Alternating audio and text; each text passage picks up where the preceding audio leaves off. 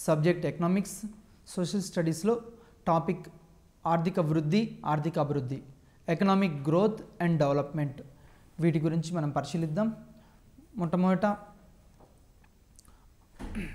ఆర్థిక వృద్ధి ఆర్థిక అభివృద్ధి అనే భావనలు సాధారణంగా మనం జనరల్గా అయితే పర్యాయ పదాలుగా ఉపయోగిస్తుంటారు.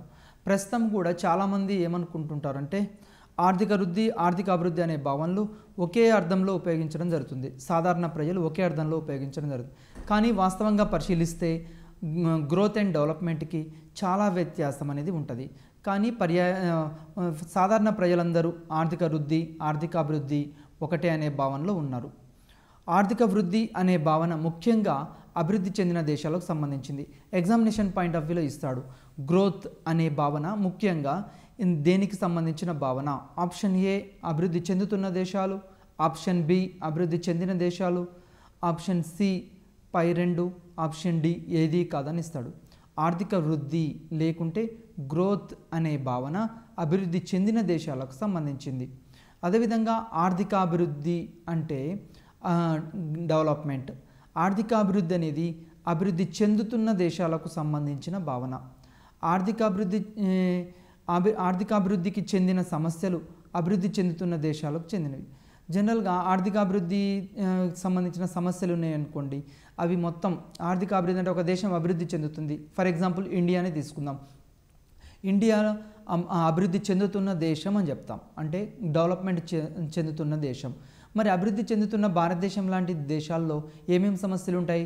ఒకవైపు జనాభా పెరుగుదల ఉంటుంది, మరొక వైపు పేదరికం ఉంటుంది, మరొక వైపు నిరుద్యోగం ఉంటుంది. పేదరికము, నిరుద్యోగము, తర్వాత ఇలాంటి సమస్యలన్నింటితోటి దేశం సతమతమవుతూ ఉంటుంది. అదేవిధంగా జనాభా కూడా పెరుగుతుంటుంది, తక్కువ తలసరి ఆదాయం ఉంటుంది, తక్కువ జాతీయ ఆదాయం ఉంటుంది. ఇలాంటి సమస్యలన్నీ ఏ దేశాలకు చెందిన ఉంటాయి? అభివృద్ధి చెందుతున్న దేశాలకు సంబంధించినవి, అంటే ఆర్థిక అభివృద్ధికి చెందిన దేశాలకు చెందిన సమస్యలు.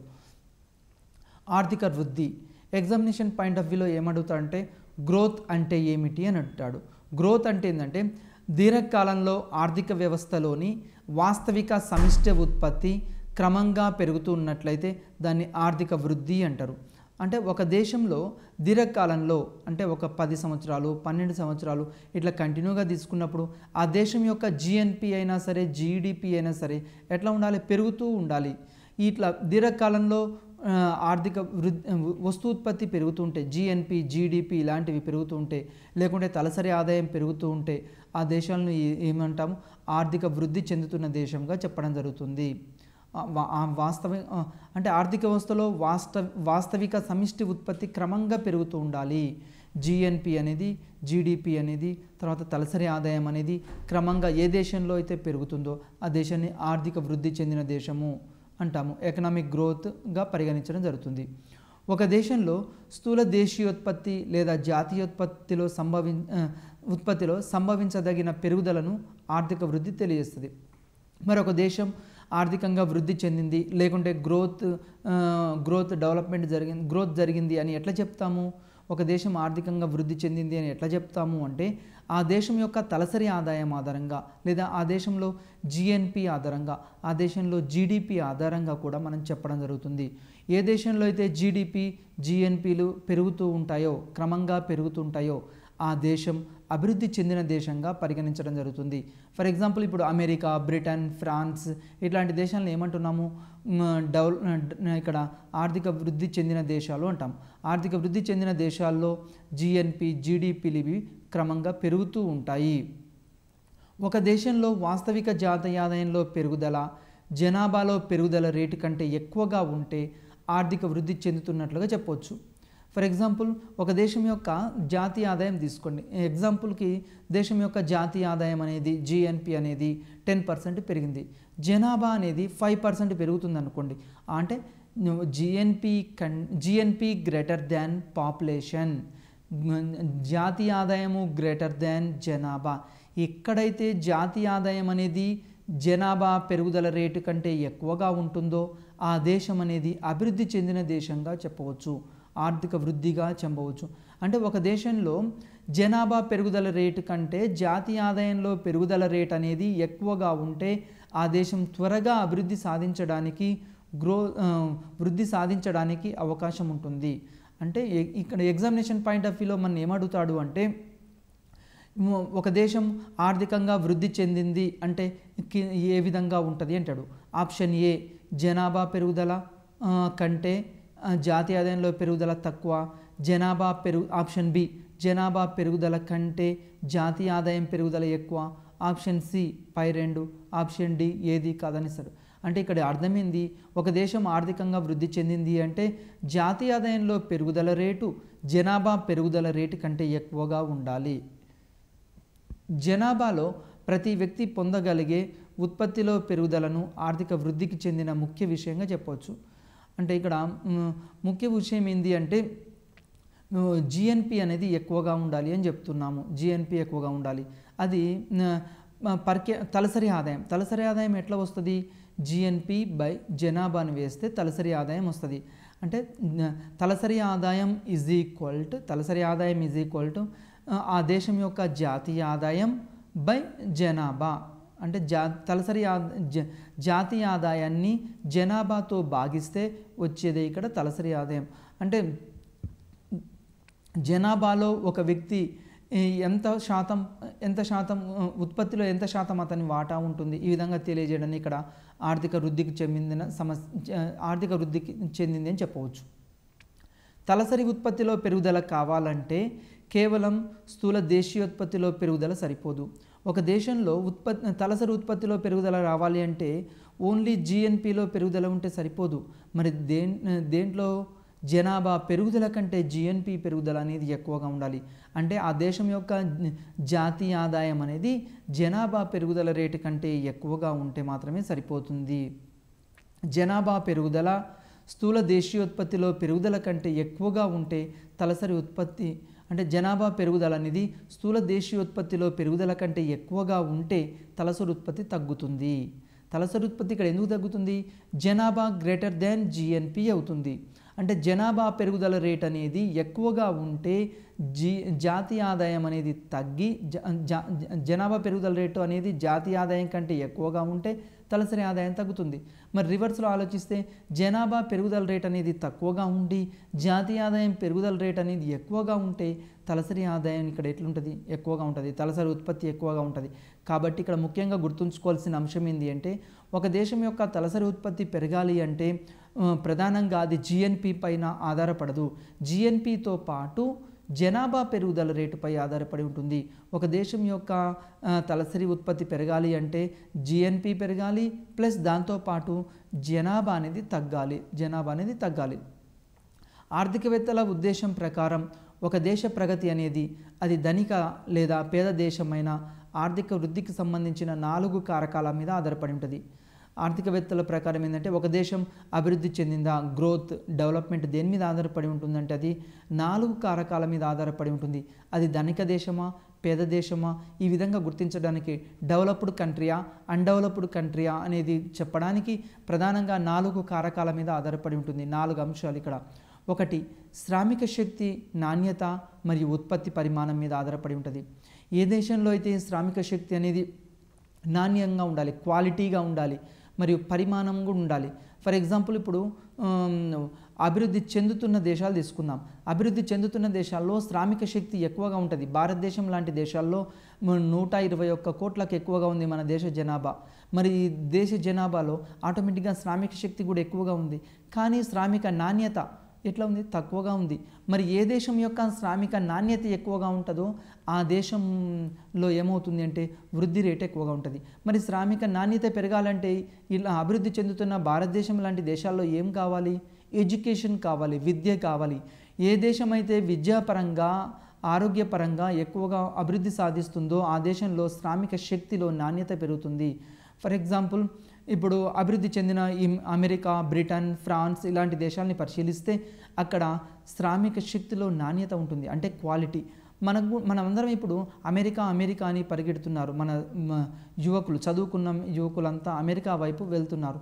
మరి దానికి ప్రధాన కారణం ఏంటి అంటే అక్కడ మన దగ్గర క్వాలిటీ పెంచుకుంటే, మన యొక్క నాణ్యత, మానవ వనరులలో నాణ్యత పెరిగితే ఆటోమేటిక్గా ఉద్యోగ అవకాశాలు, ఉపాధి అవకాశాలు అనేవి ప్రపంచవ్యాప్తంగా లభిస్తాయి. అందుకోసమే అభివృద్ధి చెందుతున్న భారతదేశం లాంటి దేశాల్లో శ్రామిక శక్తిలో నాణ్యత పెరగాలి. మరి దీంతో శ్రామిక శక్తిలో నాణ్యత పెరగాలంటే విద్యాపరంగా దేశం అభివృద్ధి సాధించాలి. రెండవది, భూమి ఇతర సహజ వనరులు అధికంగా ఉండడం మూలంగా, ఏ దేశంలో అయితే భూమి ఇతర సహజ వనరులు అధికంగా ఉంటాయో ఆటోమేటిక్గా ఆ దేశంలో అభివృద్ధి సాధించబడుతుంది, గ్రోత్ అనేది చెందడం జరుగుతుంది, వృద్ధి అనేది సాధించడం జరుగుతుంది.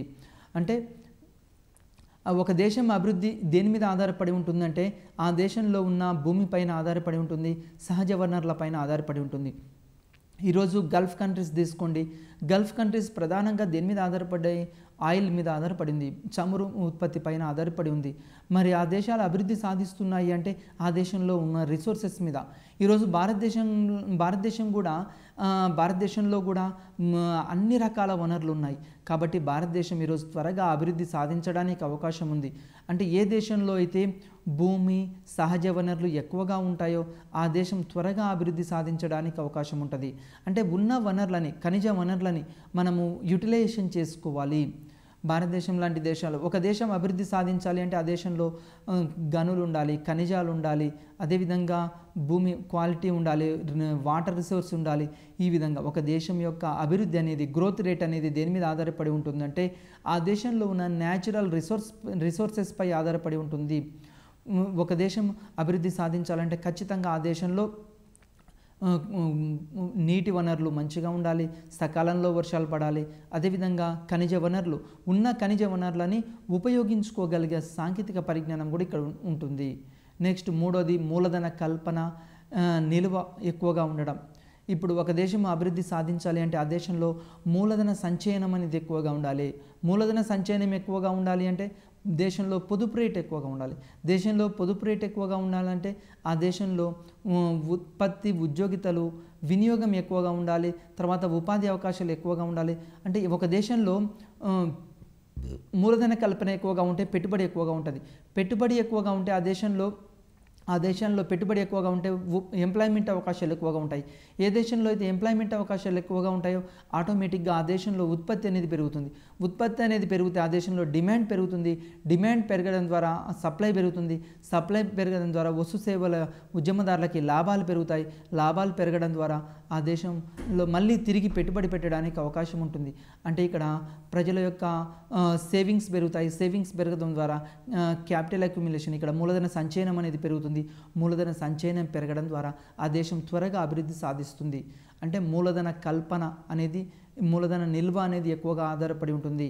అంటే ఇక్కడ సేవింగ్స్ అనేవి ఎక్కువగా ఉండాలి అని సూచిస్తున్నాం. సేవింగ్స్ మరియు వినియోగం ఆటోమేటిక్గా ఇక్కడ మూలధన సంచయనం అనేది పెరుగుతుంది. అభివృద్ధి చెందిన దేశాల్లో మూలధన సంచయన రేటు, మూలధన కల్పన అనేది ఎక్కువగా ఉంటుంది. నెక్స్ట్, సాంకేతిక పరిజ్ఞానం అంటే టెక్నాలజీ అని చెప్తాం. సాంకేతిక విజ్ఞానంలో మార్పులు మరియు రూపకల్పనలు కూడా ఆ దేశం యొక్క డెవలప్మెంట్ని నిర్ణయిస్తాయి, వృద్ధి రేట్ని, గ్రోత్ రేట్ని నిర్ణయిస్తాయి. ఒక దేశం అభివృద్ధి సాధించాలి అంటే సాంకేతిక పరిజ్ఞానంలో మార్పులు రావాలి. మరి సాంకేతిక పరిజ్ఞానంలో మార్పులు రావాలంటే ఆ దేశంలో పరిశోధన పైన, విద్య పైన అత్యధికంగా నిధులు కేటాయించాలి. ఏ దేశంలో అయితే పరిశోధన పైన, విద్య పైన ఎక్కువ నిధులు కేటాయిస్తాయో ఆ దేశం టెక్నాలజీ పరంగా ఎక్కువగా అభివృద్ధి సాధిస్తుంది. టెక్నాలజీ ఏ దేశంలో అయితే ఎక్కువగా ఉంటుందో ఆ దేశం త్వరగా అభివృద్ధి సాధించడానికి అవకాశం ఉంది. ఇప్పుడు మనందరికీ తెలుసండి, బెస్ట్ ఎగ్జాంపుల్ జపాన్ కంట్రీని తీసుకోండి. మనం ఏ వస్తువు పైన మేడ్ ఇన్ జపాన్ అని ఉంటుంది. ప్రపంచవ్యాప్తంగా సాంకేతిక పరిజ్ఞానంలో అత్యధిక ప్రగతి సాధించిన దేశం జపాన్.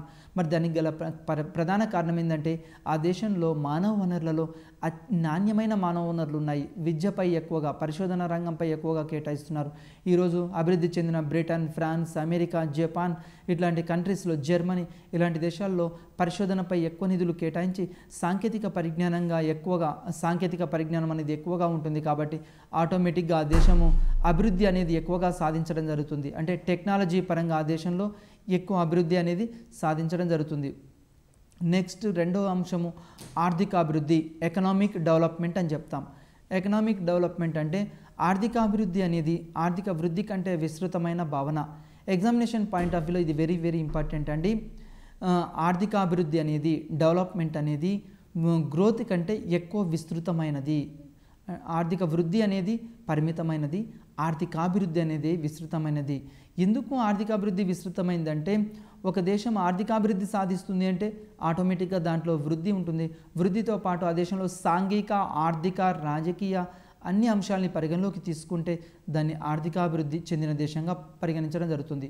ఒక దేశంలో వచ్చే సాంఘిక, ఆర్థిక, వ్యవస్థాపరమైన ప్రగతిశీల మార్పుల్ని ఆర్థికాభివృద్ధిగా పరిగణిస్తారు.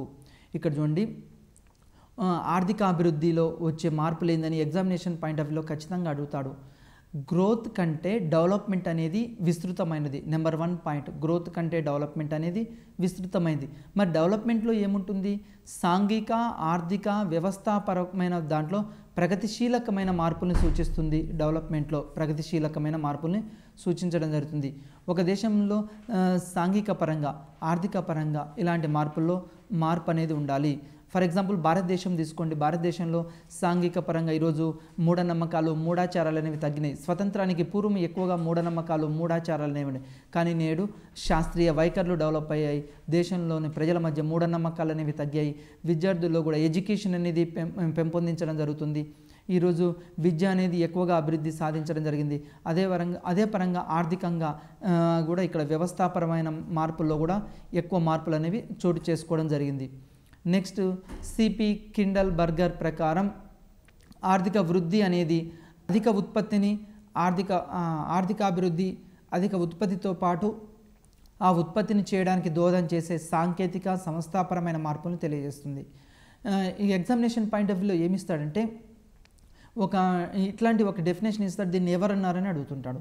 కాబట్టి కిండల్ బర్గర్ ప్రకారం ఆర్థిక వృద్ధి అనేది అధిక ఉత్పత్తికి చెందింది. గ్రోత్, ఇతని ప్రకారము గ్రోత్ అంటే ఏంటంటే ఉత్పత్తిలో పెరుగుదల మాత్రమే వస్తే దాన్ని గ్రోత్ అండి. ఉత్పత్తిలో పెరుగుదల మాత్రమే ఉంటే ఆర్థిక వృద్ధి. వెరీ వెరీ ఇంపార్టెంట్ అండి, చాలాసార్లు ఎగ్జామ్లో అడుగుతాడు. ఉత్పత్తిలో పెరుగుదలను మాత్రమే పరిగణలోకి తీసుకుంటే అది వృద్ధికి సంబంధించినది. ఇప్పుడు అభివృద్ధి చెందిన అమెరికా, బ్రిటన్, ఫ్రాన్స్ ఇలాంటి దేశాల్లో ఓన్లీ వాళ్ళు దేని మీద కాన్సన్ట్రేషన్ చేస్తారంటే ఉత్పత్తి పైన, గ్రోత్ పైన మాత్రమే కాన్సన్ట్రేషన్ చేస్తారు. అభివృద్ధి చెందుతున్న భారతదేశం లాంటి దేశాల్లో డెవలప్మెంట్ పైన కాన్సన్ట్రేషన్ చేస్తాం. ఇక్కడ ఉత్పత్తితో పాటు ఉత్పత్తికి దోహదం చేసే అంశాలు, సాంకేతిక పరమైన అంశాలు, సంస్థాగతమైన అంశాల్లో మార్పులు రావడాన్ని ఇక్కడ ఆర్థికాభివృద్ధి, డెవలప్మెంట్ అని పరిగణిస్తాము. అంటే మన దేశంలో ఉత్పత్తిలో పెరుగుదలతో పాటు ఇంకేం తీసుకుంటాం? అక్షరాస్యత అనేది పెరగాలి, దీంతోపాటు నిరుద్యోగితను తగ్గించాలి, తర్వాత ఉద్యోగ అవకాశాలు పెంపొందించబడాలి, అదేవిధంగా పేదరికం అనేది తగ్గించబడాలి. ఇలాంటి అంశాలన్నింటినీ పరిగణలోకి తీసుకుంటే దాన్ని ఆర్థికాభివృద్ధి, డెవలప్మెంట్ అని చెప్పడం జరుగుతుంది. మాజీ ప్రపంచ బ్యాంక్ అధ్యక్షుడు అయిన రాబర్ట్ మెక్నామారా అంచనా ప్రకారం సుమారు 40% అభివృద్ధి చెందుతున్న దేశాల ప్రజలు 1950 మరియు 1960 సంవత్సరం మధ్యకాలంలో పెరిగిన స్థూల జాతీయ ఉత్పత్తి మరియు వ్యవస్థాపరమైన మార్పుల వల్ల కానీ ఏమాత్రం లాభపడలేదు. వరల్డ్ బ్యాంక్ అధ్యక్షుడు ఏం చెప్పాడు అంటే సుమారు 40% అభివృద్ధి చెందుతున్న భారతదేశం లాంటి దేశాలు కూడా 1950-60 సంవత్సరాల మధ్యలో జిఎన్పిలో మరియు వ్యవస్థాపరమైన మార్పుల వల్ల ఏమాత్రం లాభాలు పడలేదు. అంటే ఆ దేశాల్లో జిఎన్పిలో మరియు అదేవిధంగా వ్యవస్థాపరమైన మార్పులు అంటే అక్షరాస్యత పరంగా అయినా, అదేవిధంగా అన్ఎంప్లాయ్మెంట్ అయినా, ఇలాంటి అంశాల్లో, అదేవిధంగా మూఢనమ్మకాలు, మూఢాచారాలు, సాంఘిక ఆచారాలు, స్ట్రక్చరల్ మార్పులు ఆ దేశాల్లో ఏమీ లాభపడలేదు, జిఎన్పి వల్ల లాభపడలేదని ఇతడు పేర్కొనడం జరిగింది. ఎందుకు అంటే ఆ దేశాల్లో జిఎన్పి అనేది పెరుగుతుంది కానీ గ్రోత్ రేట్ అనేది లేదు. దానికి గల ప్రధాన కారణం ఏంటంటే జనాభా పెరుగుదల రేట్ అనేది గ్రోత్ రేట్ కంటే ఎక్కువగా ఉంది, కాబట్టి ఆ దేశాలు అభివృద్ధి సాధించలేదని చెప్పడం జరిగింది. 1970 దశకంలో ఆర్థికవేత్తలు ఆర్థికాభివృద్ధి భావనను ఆర్థిక సంక్షేమాన్ని తెలియజేసేదిగా లేదా ప్రజల కనీస అవసరాలను సంతృప్తిపరచడం అనే అర్థంలో నిర్వచించారు. 1970 దశకం వచ్చే వరకు చాలామంది ఆర్థికవేత్తలు ఏం చేశారంటే ఆర్థికాభివృద్ధి అనే భావనను ఆర్థిక సంక్షేమాన్ని అంటే ఎకనామిక్ వెల్ఫేర్ని తెలియజేసేదిగా మాత్రమే చెప్పడం జరిగింది. మరియు ప్రజల యొక్క కనీస అవసరాలని సంతృప్తిపరిస్తే ఆ దేశం అనేది డెవలప్మెంట్ సాధించింది అని చెప్పడం జరిగింది. అంటే మినిమం నీడ్స్, కనీస అవసరాలు అంటే కూడు, గూడు, గుడ్డ, దీన్ని ఏమంటాము? Food, shelter, cloth. ఏ దేశం అయితే ఇక్కడ ఈ 3 కనీస అవసరాలు, మినిమం నీడ్స్ అనేవి సమకూర్చితే ఆ దేశం అనేది ఇక్కడ వెల్ఫేర్గా అంటే ఆర్థిక వృద్ధిగా పరిగణించడం జరిగింది 1970లో. నెక్స్ట్ ఇక్కడ జిఎం మేయర్ ప్రకారము దీర్ఘకాలంలో దేశంలోని వాస్తవిక తలసరి ఆదాయం పెరగడానికి దారితీసే ప్రక్రియనే ఆర్థికాభివృద్ధి అన్నాడు. ఆర్థికాభివృద్ధి అంటే ఏంటంటే మేయర్ ప్రకారము తలసరి ఆదాయంలో పెరుగుదల, వాస్తవిక తలసరి ఆదాయంలో పెరుగుదల ఎట్లా ఉండాలి? దీర్ఘకాలంలో షార్ట్ పీరియడ్లో కాదు, లాంగ్ పీరియడ్లో దీర్ఘకాలంలో తలసరి ఆదాయంలో పెరుగుదలకు దారితీసే అంశాలనే ఇక్కడ ఆర్థికాభివృద్ధి అని చెప్పడం జరిగింది. అంటే మన ఆర్థికాభివృద్ధి అంటే ఎట్లా ఉండాలి? తలసరి ఆదాయంలో పెరుగుదల ఉండాలి, మరి అది కూడా ఎట్లా? దీర్ఘకాలంలో ఉండాలి. కొలిన్ క్లార్క్ ప్రకారం ఆర్థికాభివృద్ధిని క్లుప్తంగా చెప్పాలంటే ఆర్థిక శ్రేయస్సులోని పెరుగుదలని ఆర్థికాభివృద్ధి అన్నాడు.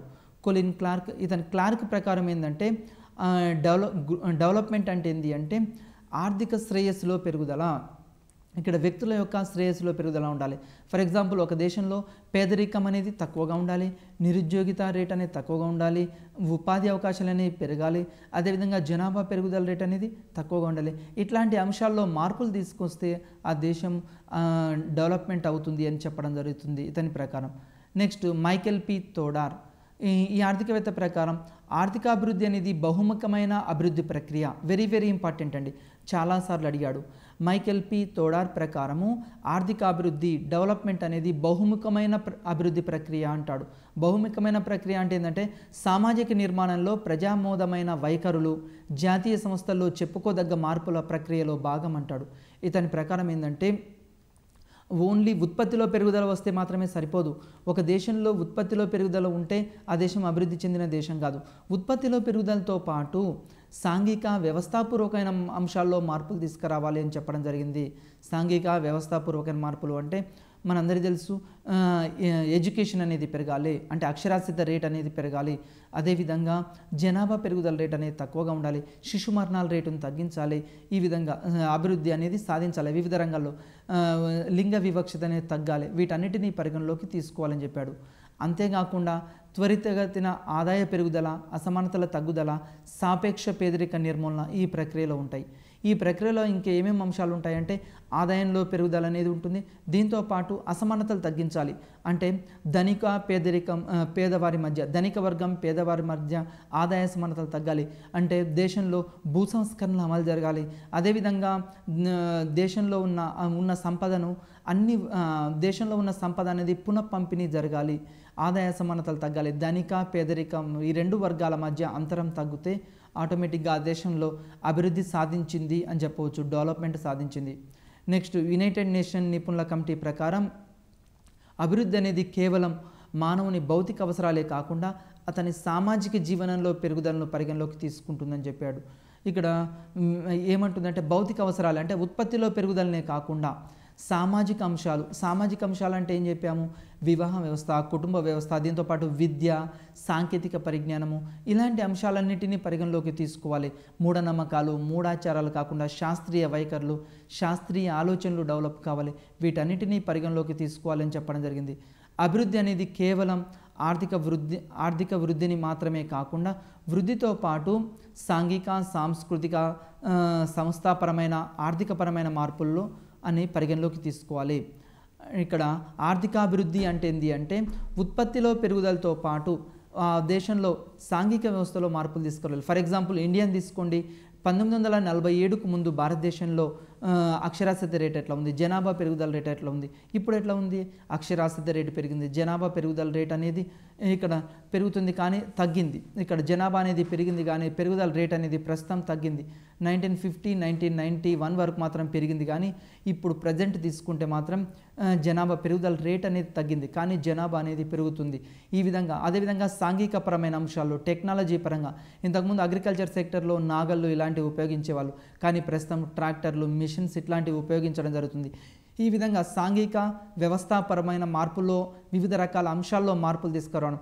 ఒకప్పుడు భారతదేశంలో మూఢనమ్మకాలు, మూఢాచారాలు ఎక్కువగా ఉండేవి, ప్రస్తుతమైనవి మూఢనమ్మకాలు, మూఢాచారాలు అనేవి తగ్గినాయి. ఇవన్నీ అభివృద్ధికి సూచికగా ఇక్కడ పరిగణించడం జరుగుతుంది. ఎగ్జామినేషన్ పాయింట్ ఆఫ్ వ్యూలో ఇంకొక ఇంపార్టెంట్ బిట్ ఏంటంటే గ్రోత్ అండ్ డెవలప్మెంట్ మధ్య డిఫరెన్సెస్ ఏంది, వీటి మీద ఒక క్వశ్చన్ అనేది ఖచ్చితంగా వస్తుంది. ఆర్థిక వృద్ధి అంటే ఏందో చూద్దాం. ఆర్థిక వృద్ధి ఒక దేశం యొక్క వాస్తవిక వస్తు సేవల ఉత్పత్తిలో పెరుగుదలను సూచిస్తుంది. గ్రోత్ అంటే ఓన్లీ వస్తు సేవల ఉత్పత్తిలో పెరుగుదలను సూచిస్తే, లేకుంటే జిఎన్పిలో పెరుగుదలను సూచిస్తే ఆ దేశం గ్రోత్ సాధించినట్టు, అంటే ఆర్థిక వృద్ధి అని. మరి ఆర్థికాభివృద్ధి అంటే ఏంటంటే డెవలప్మెంట్ అంటే ఇక్కడ డెవలప్మెంట్ అంటే ఏంటంటే ఆర్థిక వృద్ధితో పాటు అంటే వస్తు సేవల ఉత్పత్తిలో పెరుగుదలతో పాటు సాంఘిక ఆర్థిక వ్యవస్థాపరమైన మార్పులను సూచిస్తే దాన్ని ఆర్థికాభివృద్ధి అంటారు. ఇది వెరీ వెరీ ఇంపార్టెంట్ అండి. రెండింటికి మధ్య డిఫరెన్స్ చాలాసార్లు ఎగ్జామ్లో అడగడం జరిగింది. గ్రోత్ అంటేనే ఓన్లీ వస్తు సేవల ఉత్పత్తిలో పెరుగుదలను పరిగణలోకి తీసుకుంటే అది గ్రోత్. డెవలప్మెంట్ అంటే ఏంది?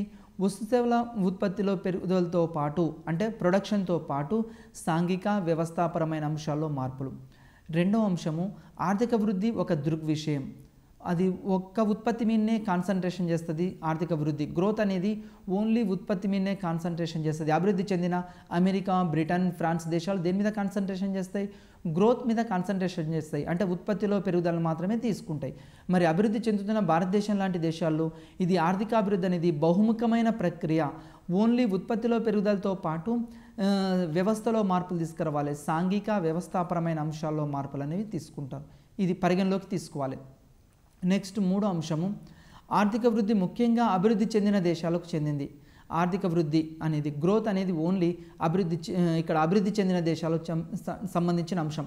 America, Britain, Australia, France, Canada, Germany, Japan ఇట్లాంటి దేశాలకు సంబంధించింది ఆర్థిక వృద్ధి.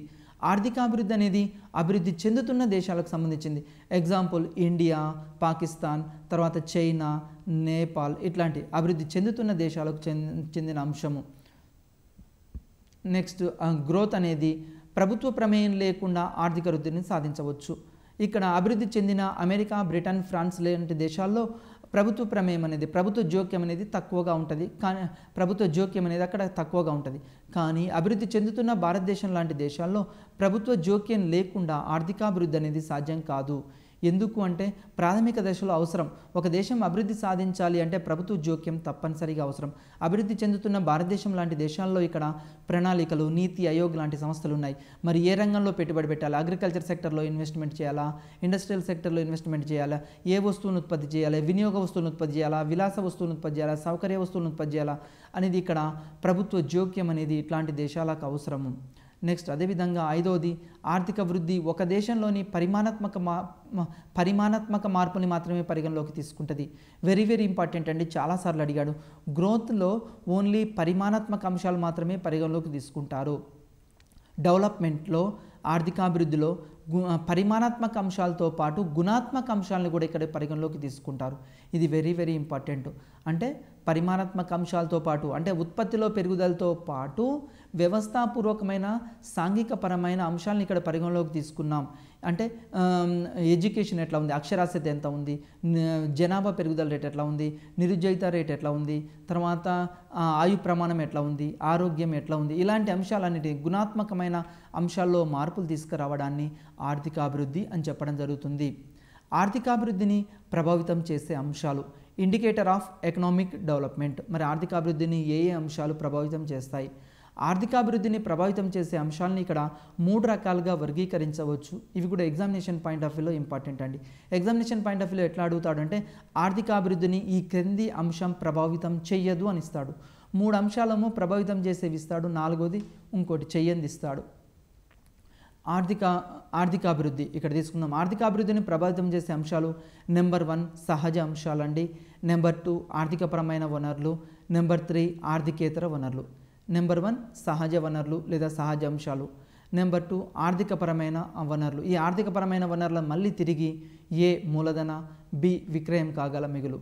ఆర్థికేతర అంశాలు పరిగణలోకి తీసుకుంటే ఏ మానవ వనరుల కల్పన, బి సాంకేతిక ప్రగతి. వీటిని గురించి ఒకసారి మళ్ళీ డీటెయిల్గా పరిశీలిద్దాం.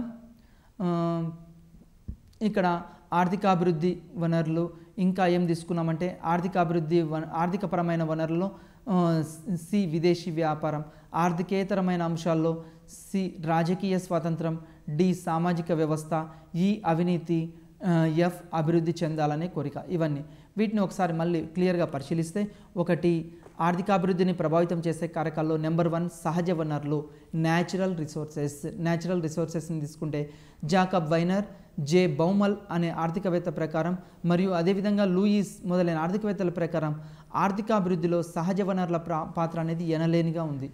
అంటే ఒక దేశం అభివృద్ధి చెందాలంటే ఆ దేశం అనేలో న్యాచురల్ రిసోర్సెస్ అనేవి ఉండాలి.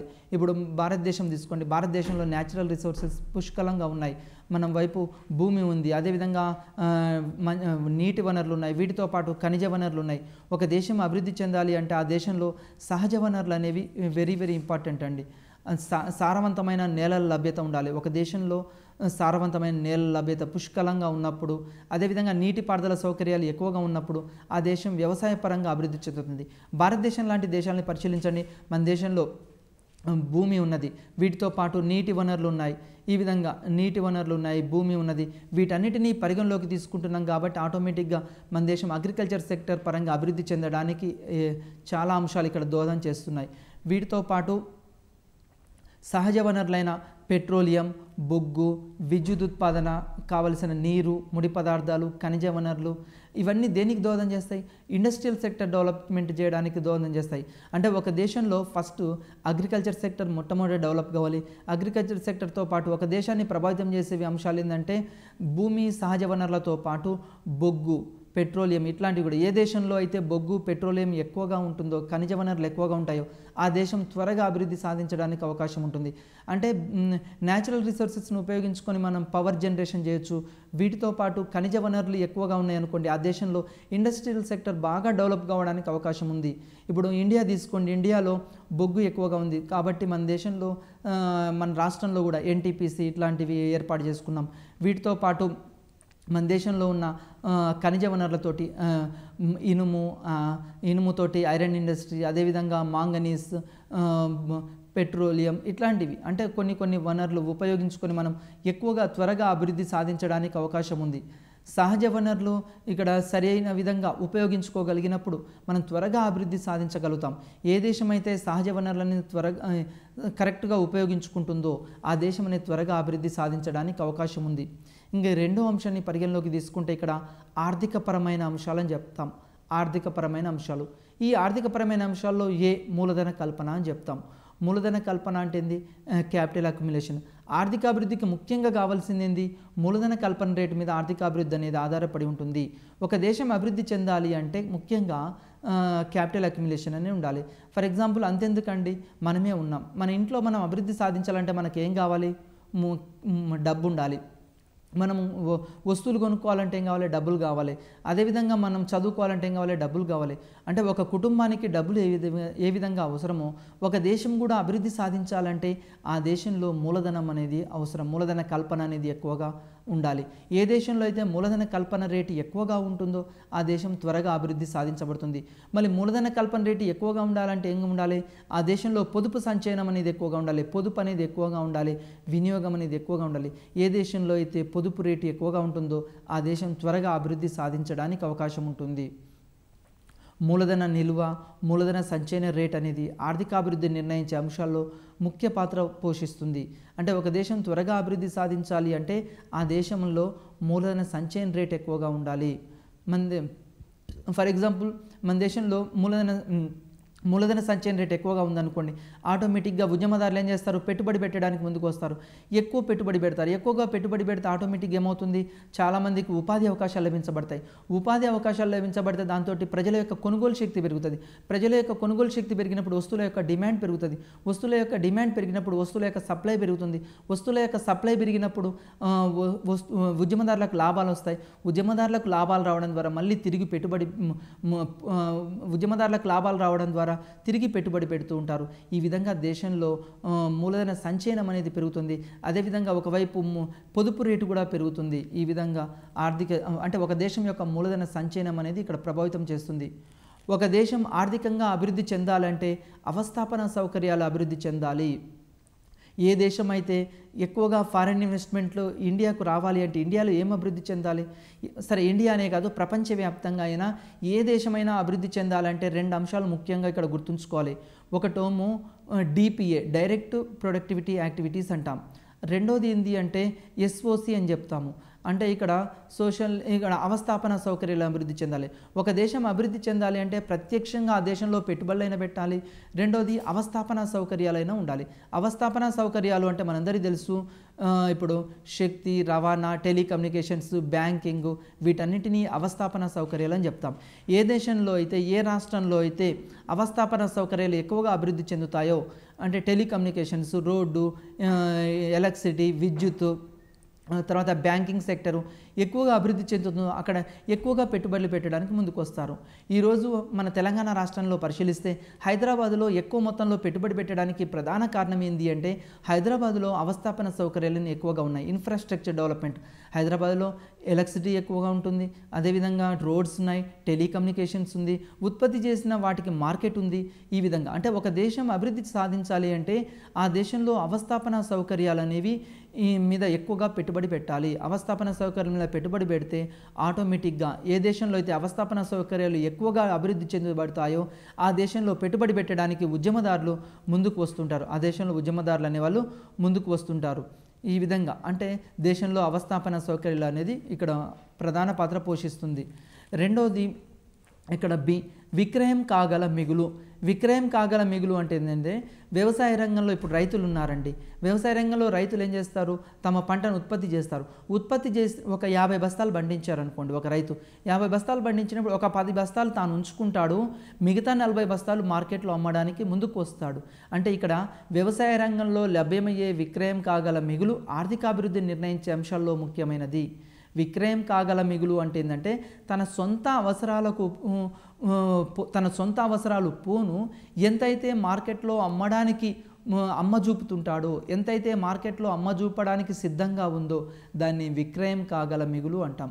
వ్యవసాయ రంగంలో లభ్యమయ్యే విక్రయం కాగల మిగులు అనేది ఆర్థికాభివృద్ధిని నిర్ణయించే అంశాల్లో ప్రముఖ పాత్ర పోషిస్తుంది. అంటే రైతులు తాము పండించిన 40 బస్తాలు పండించారనుకోండి, 40 బస్తాలు వాళ్ళ ఇంటికే ఉంచుకున్నారనుకోండి, ఇక్కడ విక్రయం కాగల మిగులు ఉందా? లేదు. అంటే విక్రయం కాగల మిగులు అనేది ఎక్కువగా ఉంటే ఆ దేశం త్వరగా అభివృద్ధి సాధించడానికి అవకాశం ఉంటుంది. గ్రామీణ ప్రాంతాల ప్రజల కనీస అవసరాలు తీరిన తర్వాత మార్కెట్లో అమ్మకానికి లభ్యమయ్యే రంగంలోని అదనపు ఉత్పత్తిని విక్రయం కాగల మిగులు అంటారు. ఇంతకుముందే చెప్పానండి. విక్రయం కాగల మిగులు అంటే ఏంటంటే రైతులు తమ సొంత అవసరాలకు పోను ఎంతైతే మార్కెట్లో అమ్మడానికి సిద్ధంగా చూపించదలుస్తాడో, ఎంతైతే అంటే ఇక్కడ 50 బస్తాలు పండించాడు, 10 బస్తాలు తాను ఉపయోగించుకున్నాడు, మిగిలిన 40 బస్తాలు మార్కెట్లో అమ్మడానికి సప్లై తీసుకొచ్చాడు. దీన్నే విక్రయం కాగల మిగులు అని చెప్పడం జరుగుతుంది. తక్కువ ఆదాయ దేశాల్లో ఇతర రంగాల అభివృద్ధి ముఖ్యంగా ఈ మిగులు మీద ఆధారపడి ఉంటుంది. ఫర్ ఎగ్జాంపుల్ ఇప్పుడు అభివృద్ధి చెందుతున్న భారతదేశం లాంటి దేశాల్లో విక్రయం కాగల మిగులు తక్కువగా ఉంటుంది. అదే అభివృద్ధి చెందిన అమెరికా, బ్రిటన్, ఫ్రాన్స్ ఇట్లాంటి దేశాలు తీసుకుంటే అక్కడ విక్రయం కాగల మిగులు అనేది ఎక్కువగా ఉంటుంది. నెక్స్ట్ విదేశీ వ్యాపారం. విదేశీ వ్యాపారం కూడా ఇక్కడ ప్రభావితం చేస్తుంది.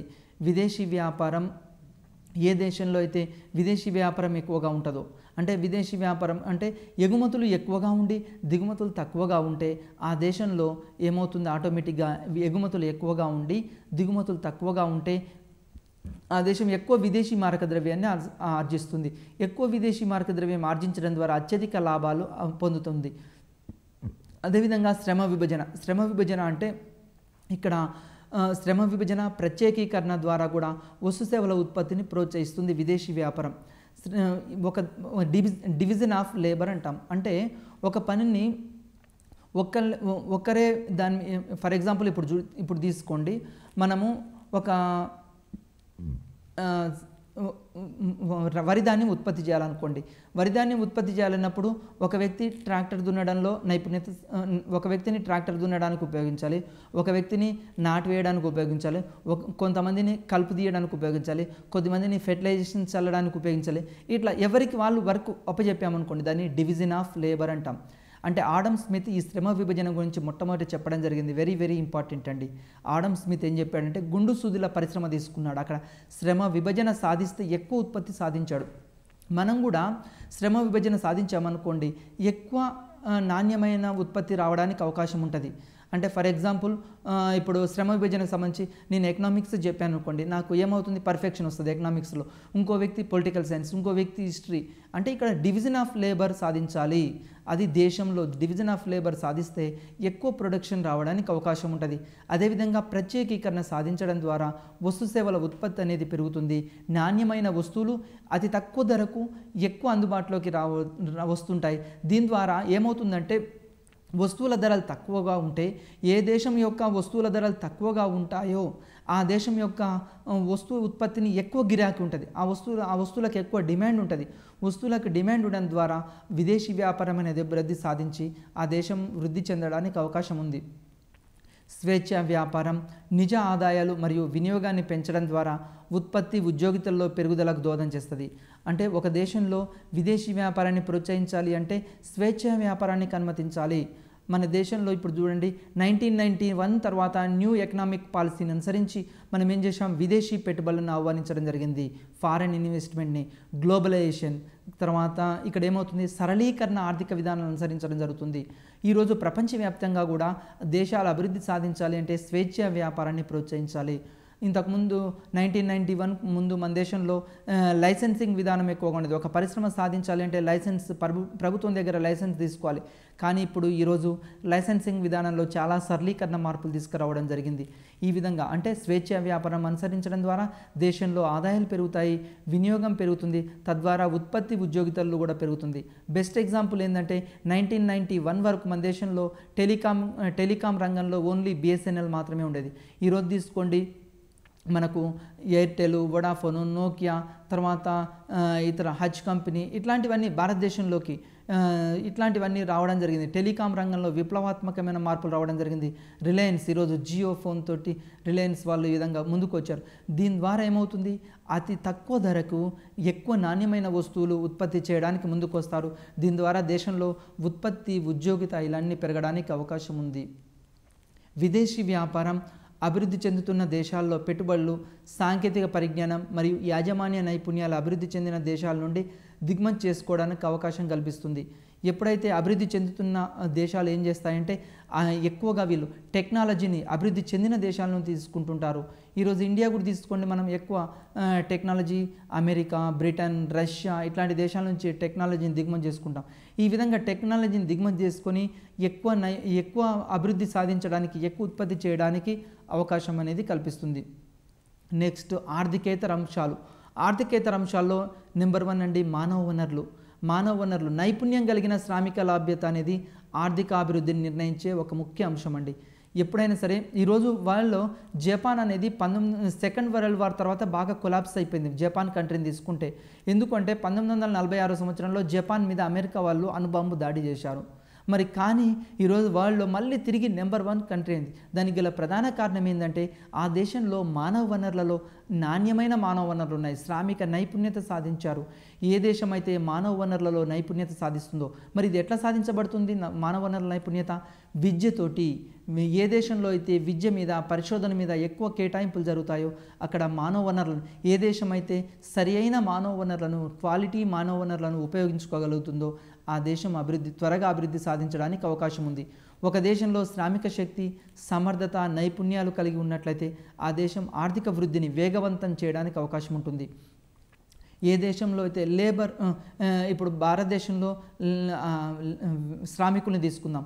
శ్రామికుల్లో నైపుణ్యత సాధిస్తే ఆటోమేటిక్గా విదేశాల్లో ఎక్కువ ఉపాధి అవకాశాలు లభించడం జరుగుతుంది. అంటే మానవ వనరుల నైపుణ్యత అనేది ఇక్కడ సాధించబడుతుంది. ఏ దేశం అయితే మానవ వనరులను సమర్థవంతంగా ఉపయోగించుకోగలుగుతుందో ఆ దేశం త్వరగా అభివృద్ధి సాధించడానికి, గ్రోత్ రేటు సాధించడానికి అవకాశం ఉంది, ఆర్థిక అభివృద్ధి సాధించడానికి అవకాశం ఉంది. ఈరోజు ఇండియా తీసుకోండి, ఇండియాలో ఏమవుతుంది, మానవ వనరుల అభివృద్ధి అనేది ఎక్కువగా ఉంది. అంటే జనాభా పెరుగుదల అనేది ఒక శాపంగా పరిగణించకూడదు.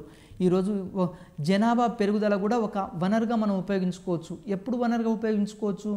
వాటి మీద, అంటే జనాభా పెరుగుదలను మనము సరి అయిన మానవ వనరులను, అంటే ఇక్కడ క్వాలిటీ ఎడ్యుకేషన్ అందించడం ద్వారా సరి అయిన మానవ వనరులను సరైన రీతిలో అమలు పరిస్తే దేశంలో అభివృద్ధి సాధించడానికి అవకాశం ఉంది. నెక్స్ట్ టెక్నాలజీ అండి. సాంకేతిక ప్రగతి అనేది ఉత్పత్తి, ఉత్పాదకతను పెంచడమే కాకుండా సామాజిక వాతావరణంలో కూడా మార్పు తీసుకొస్తుంది. ఏ దేశం అయితే సాంకేతిక పరిజ్ఞానంగా ఎక్కువ అభివృద్ధి సాధించబడుతుందో ఆ దేశంలో ఎక్కువ వస్తువుల ఉత్పత్తి జరగడానికి అవకాశం ఉంది. ఈరోజు సాంకేతిక ప్రగతి ఎక్కువగా ఉందనుకోండి, సాంకేతిక ప్రగతి ఎక్కువగా ఉంటే ఏమవుతుంది? ఉత్పత్తి ఎక్కువగా ఉంటుంది. ఉత్పత్తి ఎక్కువగా ఉంటే ఏమవుతుంది? ఉత్పత్తి వ్యయాలు అనేవి తక్కువగా ఉంటాయి. ఉత్పత్తి వ్యయాలు తక్కువగా ఉంటే ఏమవుతుంది? వస్తువు యొక్క ధరలు తక్కువగా ఉంటాయి. వస్తువుల ధరలు తక్కువగా ఉంటే ఏమవుతుంది? వస్తువుల డిమాండ్ పెరుగుతుంది. వస్తువుల డిమాండ్ పెరగడం ద్వారా ఇక్కడ వస్తువుల డిమాండ్ పెరిగితే ఉద్యమదారులకు లాభాలు పెరుగుతాయి. ఉద్యమదారులకు లాభాలు పెరిగితే ఆటోమేటిక్గా మళ్ళీ పెట్టుబడి పెరుగుతుంది. ఈ విధంగా ఒక సర్కిల్ లాగా పెరుగుతుంది. అంటే సాంకేతిక ప్రగతి అనేది గ్రోత్ గ్రోత్ రేటుని సాధించడానికి అవకాశం ఉంది. అదేవిధంగా సాంకేతిక ప్రగతితో పాటు మనం ఇంకొక అంశాన్ని ఇక్కడ పరిగణలోకి తీసుకోవాలి. ప్రకృతిని, పర్యావరణాన్ని పరిరక్షించాలి. సరి అయిన ప్రకృతి, పర్యావరణాన్ని, సాంకేతిక పరిజ్ఞానంతో పాటు ప్రకృతిని కూడా పరిగణలోకి తీసుకోవాలి. నెక్స్ట్ రాజకీయ స్వాతంత్రం అని చెప్తున్నాం. రాజకీయ స్వాతంత్రం అంటే భారత్తో సహా చాలా దేశాలు ఈరోజు బ్రిటిష్ ప్రభుత్వ దోపిడీకి గురి అయ్యాయి. చాలా కాలం వెనుకబడి ఉండాల్సి వచ్చింది. ఈరోజు భారతదేశము అభివృద్ధి చెందుతున్న దేశంగా ఎందుకు పరిగణిస్తున్నాము అంటే ఇంతకుముందు 1947కు ముందు మనము బ్రిటిష్ వాళ్ళు పరిపాలించారు మన దేశాన్ని. అంటే బ్రిటన్ వాళ్ళు ప్రపంచంలో చాలా దేశాలని పరిపాలించారు. ఈ విధంగా ఇది కూడా ఒక కారణంగా అంటే రాజకీయ స్వాతంత్రం అనేది మనకు లేటుగా వచ్చింది. అందుకోసమే మనం ఎక్కువగా వెనుకబడినాం. స్వతంత్రం పొందిన తర్వాత భారతదేశంలో ప్రణాళికలు అనేవి ఏర్పాటు చేసుకున్నాము. ఈరోజు ప్రస్తుతం ప్రణాళికా సంఘం స్థానంలో నీతి ఆయోగ్ని ఏర్పాటు చేసుకున్నాం. దీని ద్వారా దేశంలో అగ్రికల్చర్ సెక్టర్లో, ఇండస్ట్రియల్ సెక్టర్లో స్వయం సమృద్ధిని సాధించడానికి ఎక్కువగా కృషి చేస్తున్నాం.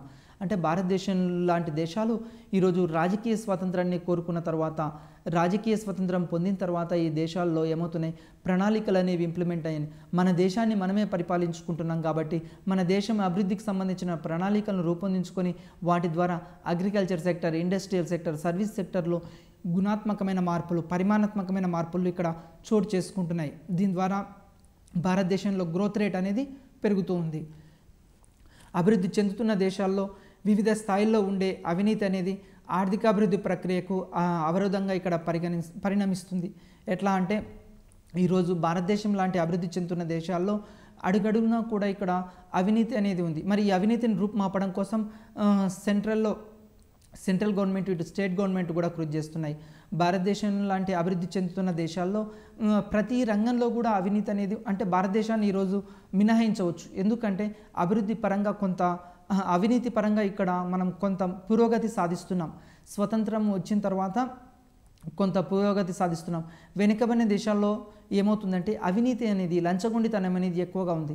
ఈ అవినీతి, లంచగొండితనం ఆధారంగా ఉద్యోగస్తులు ఇవి పేర్కొని పోవడం ద్వారా, అదేవిధంగా రాజకీయ వర్గాల్లో కూడా పేర్కొని పోవడం ద్వారా ఆ దేశంలో ఆ ఆర్థిక అభివృద్ధి అంటే ఫర్ ఎగ్జాంపుల్ ఒక పరిశ్రమ పెట్టాలి, మనం అప్లై చేసాం, లైసెన్స్కి అప్లై చేసినాం, అక్కడ ఏమవుతుంది, అవినీతి అనేది చోటు చేసుకుంటుంది. అంటే పరిశ్రమకు లైసెన్స్ కావాలి అంటే ఖచ్చితంగా అధికారులకి డబ్బులు ఇవ్వాలి.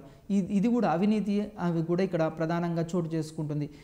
అభివృద్ధి చెందుతున్న దేశాల్లో అవినీతి, లంచగొండితనాన్ని తగ్గిస్తే ఆటోమేటిక్గా ఆ దేశం అనేది అభివృద్ధి సాధించడానికి, గ్రోత్ రేట్ సాధించడానికి అవకాశం ఏర్పడుతుంది. నెక్స్ట్ అభివృద్ధి చెందాలనే కోరిక. మరి అభివృద్ధి చెందాలనే కోరిక ఉండాలి. రిచర్డ్ టి గిల్ ఉద్దేశం ప్రకారం ఆర్థికాభివృద్ధి అనేది ఒక యాంత్రికమైన ప్రక్రియ కాదు. అది దేశంలో నివసించే ప్రజల నైపుణ్యాలు, నాణ్యత, వారి దృక్పథాల మీద ఆధారపడి ఉంటుంది.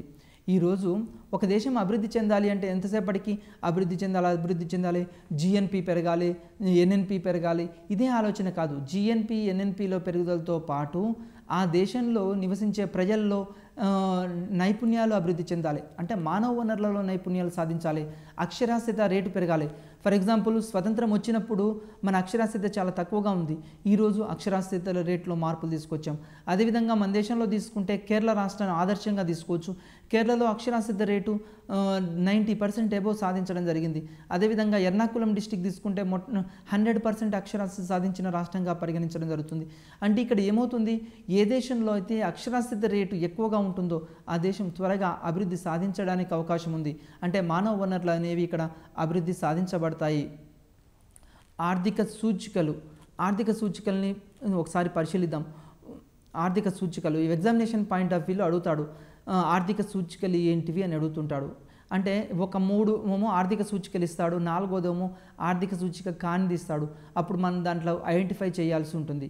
వెరీ వెరీ ఇంపార్టెంట్ అండి ఆర్థిక సూచికలు. నెంబర్ 1 తలసరి ఆదాయంలో పెరుగుదల. నెంబర్ 1 ఏంది, తలసరి ఆదాయంలో పెరుగుదల. ఒక దేశం అభివృద్ధి చెందిందా చెందలేదా దేని ఆధారంగా చెప్తాము, తలసరి ఆధారంగా చెప్పడం జరుగుతుంది.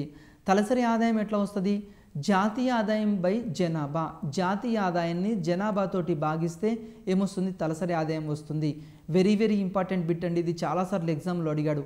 తలసరి ఆదాయం ఈజ్ ఈక్వల్ అంటాడు. తలసరి ఆదాయం ఈజ్ ఈక్వల్ టు జాతీయ ఆదాయం బై జనాభా. అంటే జాతీయ ఆదాయాన్ని జనాభాతో భాగిస్తే తలసరి ఆదాయం వస్తుంది. ఒక దేశం అభివృద్ధి సాధించబడాలి అంటే దేంట్లో మార్పు రావాలి? తలసరి ఆదాయంలో మార్పు రావాలి. అంటే తలసరి ఆదాయం ఎట్లుండాలి అంటే ఆ దేశంలో జనాభా పెరుగుదల రేటు కంటే జాతీయ ఆదాయంలో పెరుగుదల రేటు ఎక్కువగా ఉంటే ఆటోమేటిక్గా తలసరి ఆదాయంలో పెరుగుదల రేటు అనేది ఎక్కువగా సాధించబడుతుంది. నెక్స్ట్ రెండో అంశము వాస్తవ జాతీయ ఆదాయంలో నిలకడగల పెరుగుదల. రెండో అంశం ఏంటంటే వాస్తవ జాతీయ ఆదాయంలో పెరుగుదల అంటున్నాము. ఇప్పుడు జాతీయ ఆదాయం పెరగడానికి రెండు అంశాలు ఇక్కడ ప్రధానమైన కారణం అండి. జాతీయ ఆదాయం పెరగాలి అంటే వాస్తవంగా జాతీయ ఆదాయం పెరగవచ్చు. రెండోది ధరలు పెరిగితే కూడా జాతీయ ఆదాయం పెరగవచ్చు అండి. ధరలు పెరిగితే కూడా ఫర్ ఎగ్జాంపుల్ ధరలు పెరిగితే కూడా జాతీయ ఆదాయం పెరుగుతుంది. ఎగ్జాంపుల్ ఇక్కడ తీసుకుందాము. ఒక వస్తువు ధర 10 రూపాయలు అండి. ఒక వస్తువు ధర 10 రూపాయలు. ఆ దేశంలో 10 వస్తువులే ఉన్నాయనుకోండి. 10 × 10 ఎంత? 10 పదుల 100. 100 అనేది ఆ దేశం యొక్క జాతీయత. ఇప్పుడు వస్తువులు 10 ఉన్నాయి, కానీ వస్తువుల యొక్క ధరలు ప్రైస్ ఏమైందంటే 10 రూపాయల నుంచి 20 రూపాయలు అయింది. 10 రూపాయల నుంచి 20 రూపాయలు. అప్పుడు ఉన్న వస్తువులు ఎన్ని? 10. ధర ఎంత? 20 రూపాయలు. 10 × 20 ఎంత? 10 × 20 200. అంటే ఇక్కడ 200 ఏంది? జాతీయ ఆదాయం పెరిగింది. ఇంతకుముందు 100 నుంచి జాతీయ ఆదాయము ఇప్పుడు 200కు పెరిగింది. ఇక్కడ కారణం ఏంది? వస్తు సేవల ఉత్పత్తిలో పెరుగుదల లేదు, కానీ వస్తువుల యొక్క ధరల పెరుగుదల ఫలితంగా జాతీయ ఆదాయం పెరిగింది. ఈ విధంగా పెరుగుతుంది. వాస్తవ జాతీయ ఆదాయంలో పెరుగుదల కాదు. వాస్తవ జాతీయ ఆదాయంలో పెరుగుదలనే ఇక్కడ నిలకడ గల పెరుగుదల అని చెప్తాం. దాన్ని నిలకడ గల పెరుగుదల. మూడోది పేదరికపు స్థాయిలో తగ్గుదల. ఒక దేశం యొక్క పేదరికం అనేది తగ్గుతూ ఉండాలి. పేదరికం తగ్గుతుంటే ఆ దేశం అభివృద్ధి చెందిన దేశంగా పరిగణించడం జరుగుతుంది. దేంట్లో తగ్గుదల ఉండాలి? పేదరికపు స్థాయిలో తగ్గుదల ఉండాలి. పేదరికం ఒక దేశం అభివృద్ధి సాధించాలి అంటే పేదరికం అనేది తగ్గాలి. నెక్స్ట్ దీంతో పాటు ఉపాధి అవకాశాలు పెరుగుదల. ఏ దేశంలో అయితే ఉపాధి అవకాశాలు ఎక్కువగా పెరుగుతుంటాయో, నిరుద్యోగిత తగ్గుతుందో ఆ దేశం ఆటోమేటిక్గా ఉపాధి అవకాశాలు పెరుగుదల అనేది సాధించడం జరుగుతుంది. ఉపాధి అవకాశాల్లో పెరుగుదల ఉందంటే ఆ దేశంలో పెట్టుబడులు పెరుగుతాయి. పెట్టుబడులు పెరగడం ద్వారా ఉద్యోగ అవకాశాలు పెరుగుతాయి. ఉద్యోగ అవకాశాలు పెరగడం ద్వారా ప్రజల యొక్క కొనుగోలు శక్తి పెరుగుతుంది. ప్రజల యొక్క కొనుగోలు శక్తి పెరగడం ద్వారా వస్తువుల యొక్క ఉద్యమదారులకు లాభాలు వస్తాయి. ఉద్యమదారులకు లాభాలు రావడం ద్వారా తిరిగి పెట్టుబడి పెట్టడం జరుగుతుంది. ఈ విధంగా ఆటోమేటిక్గా పేదరికం అనేది తగ్గుతుంది. ఉపాధి అవకాశాలు అనేవి పెరుగుతున్నాయి. ఆ దేశంలో ఈ విధంగా జరుగుతుంది. నెక్స్ట్ ఇక్కడ తీసుకుందాం. సాంఘిక మరియు జనాభా సూచికలు రెండు అంశాన్ని ఇక్కడ పరిగణలోకి తీసుకుంటే, ఒకటి నగరీకరణ అనేది కూడా ఒక దేశం అభివృద్ధి చెందిన డెవలప్మెంట్కి సూచికగా పరిగణించడం జరుగుతుంది. ఏ దేశంలో అయితే గ్రామీణ జనాభా తక్కువగా ఉండి పట్టణ జనాభా ఎక్కువగా ఉంటుందో ఆ దేశాన్ని అభివృద్ధి సూచికగా పరిగణించడం జరుగుతుంది. భారతదేశాన్ని కూడా స్వతంత్రం వచ్చినప్పటి నుంచి ఇప్పటి వరకు పరిశీలిస్తే గ్రామీణ జనాభా తగ్గుతూ నగరీకరణ అనేది పెరుగుతుంది. ఇది దేనికి ఒక సూచికగా పెరుగుంటాం? అభివృద్ధికి సూచికగా పెరుగుతుంది. నగరీకరణ అంటే ఏంటి అంటే పట్టణ జనాభా అనేది పెరుగుతుండాలి.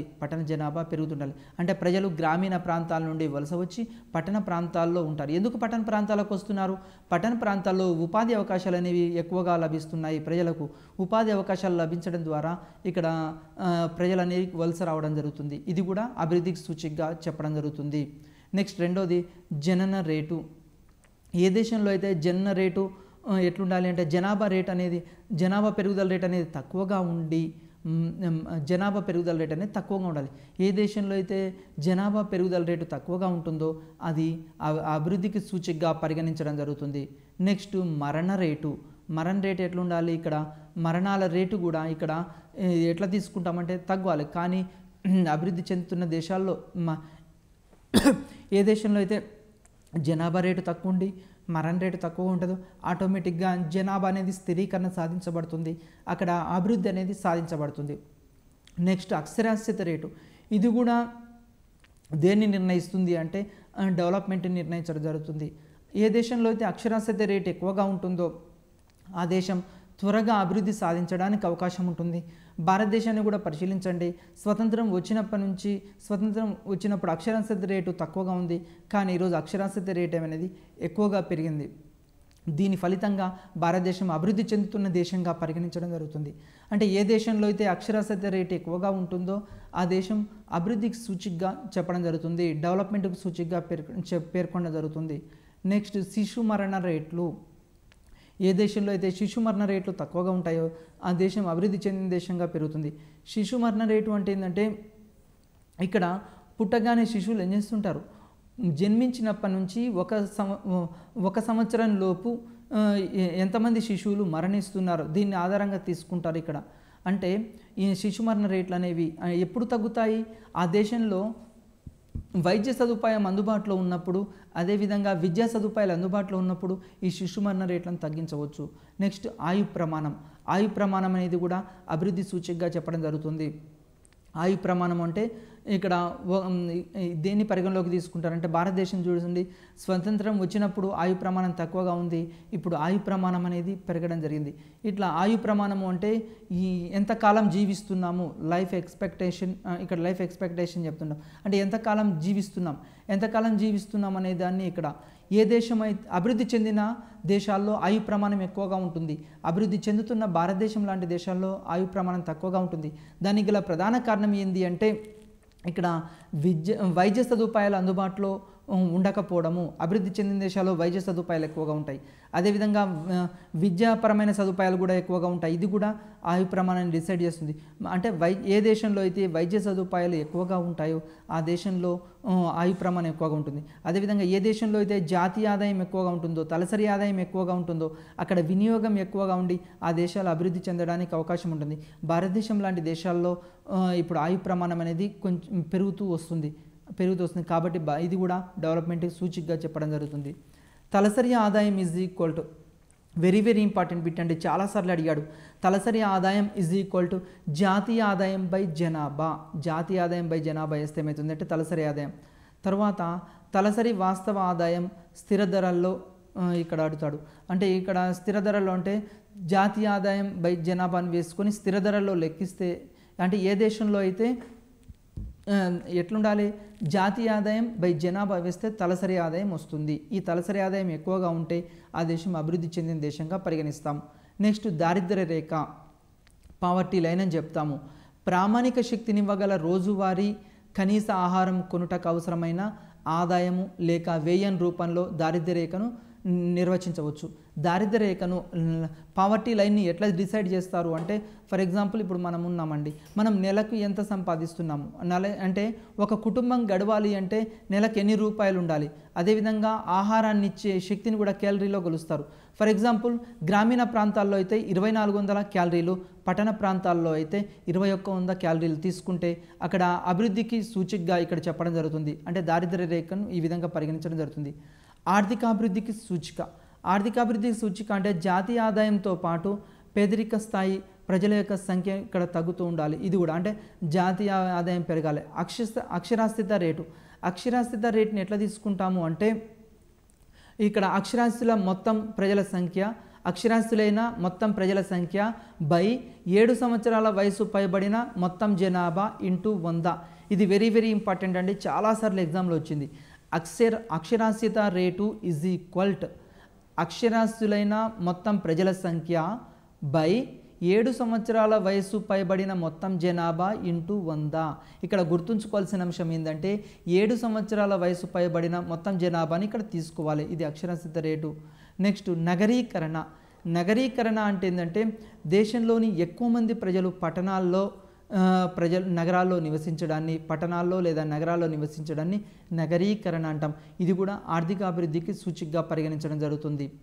అదేవిధంగా 2001 సంవత్సరంలో స్త్రీ పురుషుల ఆయు ప్రమాణం ఎంత ఉంది అంటే 61.8 ఉంది. స్త్రీల యొక్క ఆయు ప్రమాణం 2001 సంవత్సరంలో ఎంత ఉంది అంటే 61.8 ఉంది. 2001 సంవత్సరంలో మేల్ అంటే పురుషుల్లో ఆయు ప్రమాణం ఎంత ఉంది అంటే 60.4 ఉంది. 2015 సంవత్సరం ప్రకారం దేశంలో సగటు ఆయు ప్రమాణం ఎంత ఉంది అంటే 68.5 సంవత్సరాలు ఉంది. ఇది వెరీ వెరీ ఇంపార్టెంట్ అండి. దేశంలో ఆయు ప్రమాణం రేటు అధికంగా గల రాష్ట్రం ఏది? ఇది చాలాసార్లు అడిగాడండి బెట్టు. దేశంలో ఆయు ప్రమాణం రేటు అధికంగా ఉన్న రాష్ట్రం ఏంటంటే కేరళ. కేరళలో ఆయు ప్రమాణం ఎక్కువగా ఉంది. అక్షరాస్యత కూడా కేరళలో ఎక్కువగా ఉంది. ఎక్కడైతే అక్షరాస్యత ఎక్కువగా ఉంటుందో అక్కడ ఆయు ప్రమాణం ఎక్కువగా ఉంటుంది. భారతదేశ ఆర్థిక అభివృద్ధి 2013-14 సంవత్సరం ఏప్రిల్ జూన్ మొదటి త్రైమాసికంలో భారతదేశం యొక్క వృద్ధి రేట్ ఎంత ఉంది అంటే 4.4 ఉంది. ఇది గత 4 ఏళ్లలో అతి తక్కువగా ఉండడం జరిగింది భారతదేశం యొక్క ఆర్థిక అభివృద్ధి. మనం ఇంతసేపు ఏం చేసామంటే ఆర్థిక అభివృద్ధి అంటే ఏందో ఈ రెండింటి మధ్య తేడా చూడడం జరిగింది. ఆర్థిక వృద్ధి అంటే ఏంది, ఉత్పత్తిలో పెరుగుదలను మాత్రమే పరిగణలోకి తీసుకుంటే ఆర్థిక అభివృద్ధి అంటే ఏంటంటే ఉత్పత్తిలో పెరుగుదలతో పాటు సాంఘిక ఆర్థిక అంశాలన్నిటినీ పరిగణలోకి తీసుకుంటే దాన్ని ఆర్థిక వృద్ధి అనేది అభివృద్ధి చెందిన బ్రిటన్, ఫ్రాన్స్ ఇలాంటి దేశాలకు పరిమితమైంది. ఆర్థిక అభివృద్ధి అంటే అభివృద్ధి చెందుతున్న దేశాలైన భారత్, చైనా, పాకిస్తాన్ ఇట్లాంటి దేశాలు ఆర్థిక అభివృద్ధి అనేది పరిమితమైంది. ఇలాంటి అంశాలు మీరు పరిగణలోకి తీసుకొని ఒకసారి చూడండి. ఈ 2 అంశాలు ఎగ్జామినేషన్లో వెరీ వెరీ ఇంపార్టెంట్. ఆర్థిక అభివృద్ధికి కారణమైన అంశాలు ఏంది ఇట్లాంటివి కూడా అడుగుతుంటాడు. వీటిని బాగా పరిశీలిస్తే ఎక్కువ మార్కులు సాధించవచ్చు. నమస్తేనండి.